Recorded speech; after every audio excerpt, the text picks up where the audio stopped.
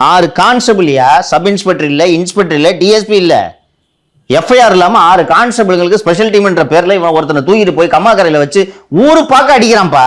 ஸ்டேஷனில் வச்சு லாக்அப்பில் அடிச்சுன்னா பரவாயில்ல, அட்லீஸ்ட் அத்தாரிட்டி அவங்க இன்ஸ்பெக்டர் பாரு எதுக்கு அடிக்கிறேன்னு கேட்பாங்க. யாராவது கூட்டு போய் ஊரில் கம்மாக்கரையில் கோயிலுக்கு பின்னாடி போகிற வர இடத்துலலாம் வச்சு இந்த மாதிரி அடிச்சுக்கிட்டு இருக்கிறான்னா, இந்த ஒரு சிவகங்கையிலேருந்து பேசினவங்க சொல்கிறாங்க, அண்ணன் இவன் செத்துட்டதுனால வெளியில் வருதுன்னா இதே வேலை இந்த ஸ்பெஷல் டீமுக்குன்றான். இப்படி நான் என்ன சொல்கிறேன், அஜித்குமார் நகையை திருடியதாக ஒரு வாதத்துக்கு நான் ஏற்றுக்கொள்கிறேன். அஜித்குமார் திருடி இருக்கலாம், என்ன காவல்துறை அவங்க வந்து இப்போ அஜித்குமார் திருடினான்னு நான் சந்தேகப்படுறேன்னு சொல்லும்போது அஜித்குமாரை விசாரிக்க வேண்டியது காவல்துறையோட கடமை. நான் மறுக்கல. எஃப்ஐஆர் போட்டு அஜித்குமார் ஸ்டேஷனில் கூப்பிட்டு விசாரிங்க, அரெஸ்ட் பண்ணி கஸ்டடி எடுத்து விசாரிங்க. எஃப்ஐஆர் இல்லாமல் எப்படி சார் எப்படி சார் எதுக்கு சார் அடிக்கிறீங்க? நான் காவல்துறையோட வாதத்தை ஏற்றுக்கிறேன், திருடி இருக்கலாம் அஜித்குமார். முறையாக விசாரிங்க, சட்டபூர்வமாக விசாரிங்க. என்ன வித்தியாசம் ஏற்படும்? எஃப்ஐஆர் போட்டு அடிக்கலாமா? எஃப்ஐஆர் போட்டு விசாரிங்கன்னு நான் சொல்றேன். நீங்க எஃப்ஐஆர் போட்டாலும் அடிக்க முடியாது. நீங்க அஜித்குமாரை விசாரிக்கிறதுக்கே எஃப்ஐஆர் போடணுன்றேன். அது முதல் கட்டம். எஃப்ஐஆர் போட்டு அடிக்க சொல்ல நான் அஜித்குமாரை விசாரணைக்கு வாப்பான்னு கூப்பிடுறதுக்கு உங்களுக்கு எஃப்ஐஆர் வேணுன்றேன். நான் உங்களுக்கு மேலதிகாரிகள் எல்லாம் சேர்த்து நடவடிக்கை எடுக்கணுன்றேன். அந்த 6 கான்ஸ்டபிள் அவன் இஷ்டத்துக்கு போய் நினைச்சவனெல்லாம் தூக்கிட்டு இருக்கிறான்னா அவனுக்கு மேலே உயர் அதிகாரி இருக்கிற டிஎஸ்பி என்ன பண்ணுறான், அடிஷனல் எஸ்பி என்ன பண்ணுறான்? இப்போ திருப்பணம் காவல்துறைனா லைக் அவங்க வந்து அவங்களுக்கு மேலே வர மாட்டாங்க. மானாமதுரை சப் டிவிஷனுக்கு நேரடியாக ஸ்பெஷல் டீம்னா ரிப்போர்ட் இன்ஸ்பெக்டர்லாம் மதிக்க மாட்டான், only DSP. Manamadurai sub division டிஎஸ்பிக்கு கீழே வேலை செய்யக்கூடிய ஸ்பெஷல் டீமா. இப்போ டிஎஸ்பிங்க தான் இது பொறுப்பு. ஆமா, உனக்கு வேலை செய்யறவன் ஓ சபார்டினேட்டியா? யாராவது ஒருத்தர் ரிப்போர்ட்டிங் அத்தாரிட்டி இருக்கணும்ல, யார்கிட்ட ரிப்போர்ட் பண்றான்? இன்னொன்னு, who authorized them to pick up Ajith Kumar?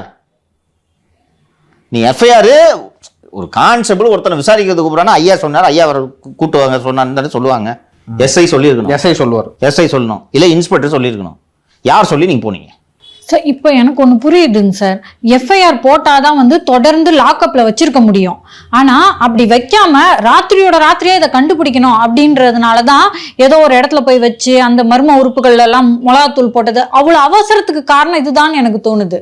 ஏன் சார் ஒரு ஸ்டேஷன் கொண்டு போக முடியாதுமா சார்? இது ஒரு திருட்டு வழக்கு சார்.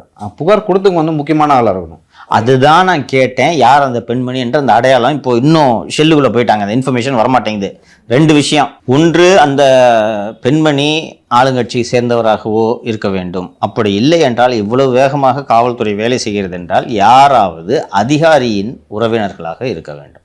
இந்த மாதிரி போலீஸ் ராத்திரியோட ராத்திரியாக வேலை செய்துன்னா ஐஏஎஸ் ஐபிஎஸ் அதிகாரிகளின் தலையீடு இருந்தால்தான். ஏன்னா அவர் டிஸ்ட்ரிக்ட் எஸ்பி ஆஷிஷ் ராவத் என்று நினைக்கிறேன், அவர்கிட்ட அந்த அதிகாரி ஃபோன் பண்ணி இந்த மாதிரி இங்கே வந்தாங்க, நகை தூக்கிட்டான் போல இருக்குன்னு சொன்னோன்னா, யோ தூக்குங்கன்னு சொல்லிட்டு எஸ்பி சொல்லியிருக்கணும்.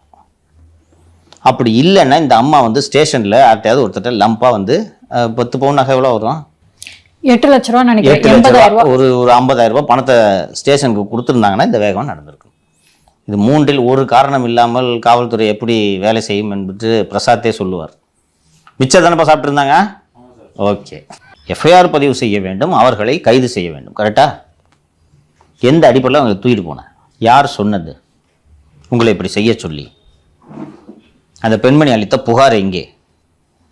அந்த புகாரை உங்கள் உயரதிகாரிகளுக்கு கொடுத்தீர்களா?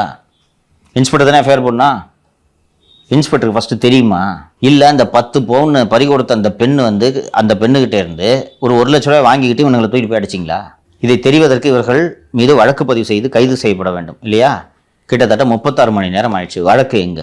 ஒரு கோயில், அந்த மாடப்புறம் பத்திரகாளி அம்மன் கோவிலில் தற்காலிக வாட்ச்மேனை இந்த பையன் வேலை செஞ்சுட்டு இருக்கான். அண்ட் அந்த கோவிலுக்கு வந்து காரை பார்க் பண்ணுறதுக்கு ஒரு பெண்மணி சொல்கிறார். டிரைவிங் தெரியாதனால இவன் இன்னொருத்தனை கூப்பிட்டு பார்க் பண்ண சொல்கிறாங்க. ஒரு 1 மணி நேரம் போய் கோயிலுக்கெல்லாம் சுற்றி முடிச்சுட்டு வந்துட்டு வண்டி எடுத்துகிட்டு போயிடுறாங்க.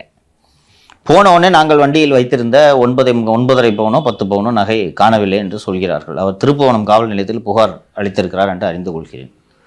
திருப்புவனம் காவல் நிலையத்திற்கு இந்த காவலாளி மற்றும் இறந்து போன அஜித்குமார் மற்றும் இந்த கூட இருக்கிற ஒரு பையனை கூட்டிக்கிட்டு திருப்புவனம் ஸ்டேஷனுக்கு கூப்பிடுறாங்க. கூப்பிட்டு விசாரித்து முடித்ததும் திருப்பி அனுப்பி விடுகிறார்கள். மாலை காவல் நிலையத்திலிருந்து அனுப்பிவிட்டு இரவு வந்து இந்த பையனையும் என் தம்பியையும் பிக்கப் பண்ணுறாங்க. கூட இன்னொரு 2 பேரும், மொத்தம் 5 பேர். யார் இந்த மாதிரி பிக்கப் பண்ணுறதுன்னு கேட்டிங்கன்னா ஸ்பெஷல் டீம்னு சொல்கிறாங்க. இந்த ஸ்பெஷல் டீம் என்றால் இந்த ஸ்பெஷல் டீம் யாராவது ஒரு அதிகாரிக்கு கீழே வேலை செய்யும். நான் யாருக்கு கீழே இந்த ஸ்பெஷல் டீம் என்று நான் விசாரித்த போது, ஏன்னா ஸ்பெஷல் டீம்னா அந்த காவல் நிலையத்தை சேர்ந்த ஆய்வாளரிடம் கீழே இது வேலை செய்ய வேண்டும். மானாமதுரை சப்டிவிஷன் டிஎஸ்பிக்கு கீழே வேலை செய்யும் ஸ்பெஷல் டீம். ஏன்னா they will report directly to DSP. Leo ரொம்ப ஷாக்கிங்கான விஷயம் என்னென்னா, நைட்டு வந்து பிக்கப் பண்ணுறாங்க. பிக்கப் பண்ணி இந்த 5 பேரையும் வண்டியில் ஏற்றி ஒரு கம்மாக்கரை, இந்த பத்ரகாளி அம்மன் கோவிலுக்கு சொந்தமாக ஒரு பசுமடம் இருக்கிறது. அந்த பசுமடத்தில் மாடுகளை கட்டும் இடம் இருக்கிறது. அந்த கட்டும் இடத்தில் அடிக்கிறார்கள். வேறு ஒரு இடத்தில் வைத்து அடிக்கிறார்கள். ஒரு டவுன் பஞ்சாயத்து, ஒரு கோஆப்ரேட்டிவ் பேங்க்கோ ஏதோ ஒன்று இருக்குது, அங்கே வச்சு அடிக்கிறாங்க. இப்படி பல்வேறு இடங்களில் தொடர்ந்து விடிய விடிய வச்சு அடிச்சுக்கிட்டு இருக்கிறாங்க. அண்டு எப்படி இவங்க அனிமல்ஸ் மாதிரி பிஹேவ் பண்ணுறாங்க பாரு. ஆணுறுப்பிலும் வாயிலும் மிளகாய் பொடியை போட்டிருக்கிறார்கள்.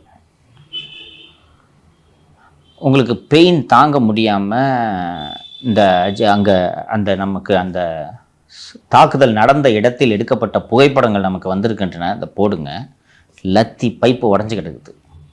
அந்த யூரின் போன தடயம் அங்கே இருக்கிறது. அடிக்கிறாங்க.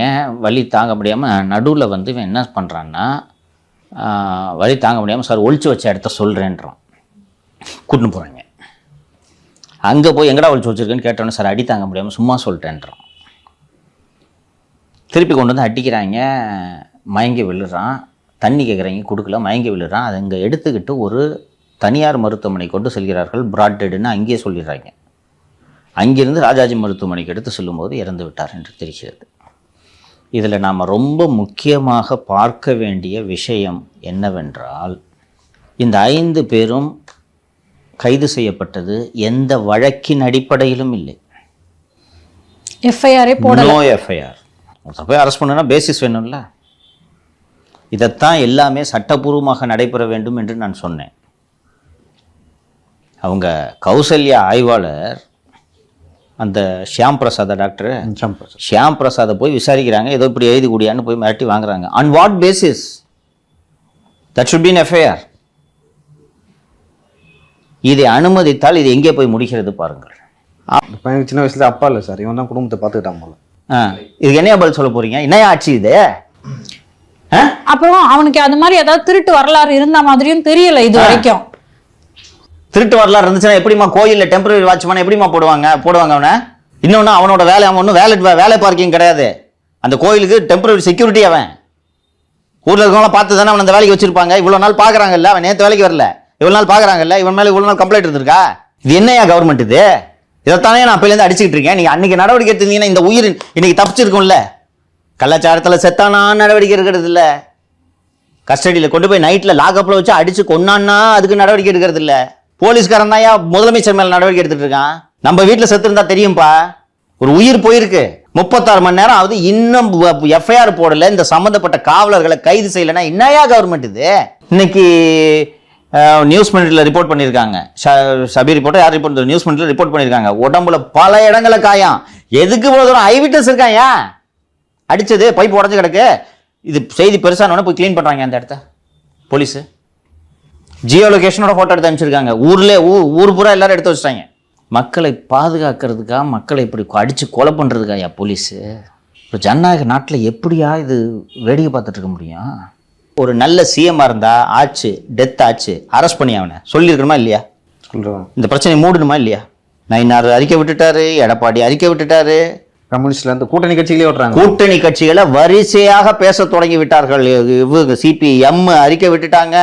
இன்று காலை ஜவாஹிருல்லா அறிக்கை விட்டு விட்டார். மதிமுகலேருந்து இன்னும் வரலன்னு நினைக்கிறேன். இவர் திரும்ப வந்து வருத்தம் அளிக்கிறதுன்ட்டு ஏதோ ஒன்று அறிக்கை விட்டுட்டாரு. வேல்முருகன் பிரமாதமாக கொடுத்துருக்காரு. இதே வேலையாக இருக்குதுன்ட்டு உங்கள் கூட்டணி கட்சிகள் பூரா பேசிட்டாங்க. அவனை அரெஸ்ட் பண்ணி தூக்கி உள்ளே போட்டிருந்தா குறைந்தபட்சம் கூட்டணி கட்சிகள் உங்களுக்கு ஜால்ராவாவது தட்டியிருப்பார்கள் அல்லவா? முதல்வர் கடுமையாக நடவடிக்கை எடுத்து விட்டார் சொல்லலாமா? அப்போ இது கூட பண்ணாமல் இருக்காருன்னா இவர் எப்படிப்பட்ட பொம்மை முதல்வர் தெரிகிறதா? இவங்க முடிவெடுப்பாங்க. புரியுதா? ஒரு சீஃப் மினிஸ்டர் என்ன சொல்லணும்? யோ அரெஸ்ட் பண்ணிட்டு தகவல் சொல்லி எனக்கு